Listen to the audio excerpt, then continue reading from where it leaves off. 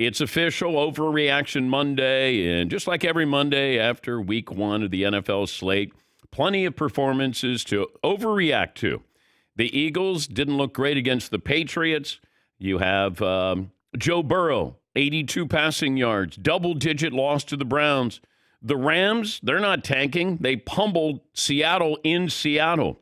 The Lions, they won their Super Bowl Thursday night, beating Kansas City in Kansas City. So every week we do this. Do you remember who had an unbelievable performance last year, week one? He threw for 300 yards and 4 touchdowns. Carson Wentz. He's not in the NFL anymore. You're making that one up. No, he threw for 300 yards against the Jags, 4 touchdowns. The Bears knocked off the 49ers last year, week one. They ended the season with the number 1 overall pick. And they might be headed in that direction again. But that would be an overreaction. So just remember, a lot can happen from week 1 until January.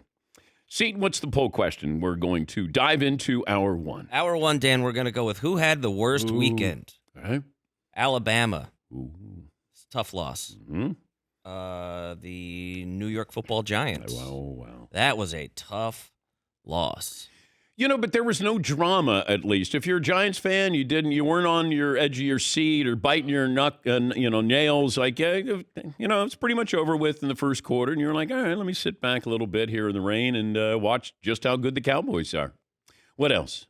Your Cincinnati Bengals got spanked. All righty. They did. The Browns Your Cleveland Browns. The Browns beat the Bengals 24-3. The Browns have 3 wins by 21 or more points in the last 10 years. All 3 have come against the Cincinnati Bengals. Woo! Ow! Stat of the day! Stat of the day! Stat of the day! Stat of the day! This is the stat of the day! Stat of the day, brought to you by Panini America, the official trading cards of this program. This first hour brought to you by Discover Credit Cards. They do something really awesome. At the end of your first year, they automatically double all the cash back you've earned. Everything doubled. Cash back from trips to Ireland, restaurants in Ireland, all doubled. See terms. Check it out for yourself. Discover.com/match. What else do you have, Seton? Well, we're still going to stick with this poll question, Dan. Okay. How about these? Now, these 2 options I'm not sure should be on there. Maybe there's other options, though. The Steelers. Okay. Steelers had a rough weekend, but I don't know that were there big expectations for them to be good this year, great this year? I think there's sneaky expectations. This is where somebody at the end of the year would go, yeah, I told you, keep an eye on the Steelers. That's a really tough division. Top to bottom might be the best division in football.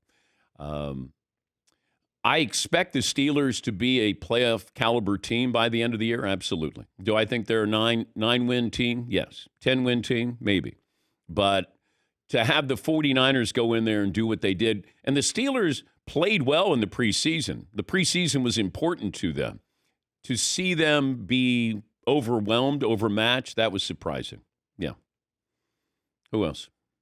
The Chicago Bears. No.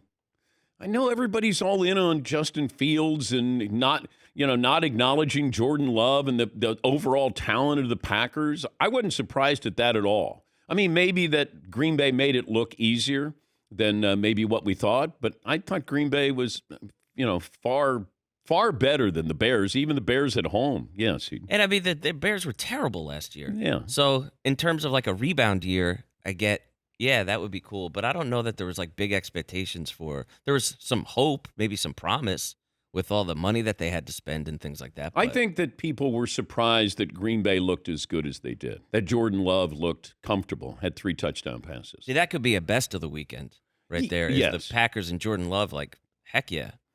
Yeah, and I don't know. This is what happens, though. We do overreact, but what reaction is not an overreaction? If we say, oh, my God, they're really good, or, oh, my gosh, they're not good at all. Like the Dolphins beating the Chargers, which was my pick last week of my favorite matchup, and it proved to be the best game of the weekend. Tua looked wonderful. Here's the Chargers being the Chargers. You're at home. Your last game prior to this, you couldn't stop anybody. You blew a big lead, and here we are again. But give credit to Tua. He played well, and Tyreek Hill is uncoverable, I think, in his words. Here is, do we have Tyreek talking about his performance yesterday, Marv? We don't have it? Okay. Huh? We have Mike McDaniel talking about overreacting. Oh, well, sure. We'll do something that's within the team there. All fan bases kind of lose their mind week one, and it's totally understandable. But you have all of this buildup, and it's the first game, and you can really go sideways with your emotions when things don't work out your way. All right. Yeah. I still hear a little Napoleon Dynamite when I hear him. People are going to overreact. Gosh, I'll do whatever I feel like.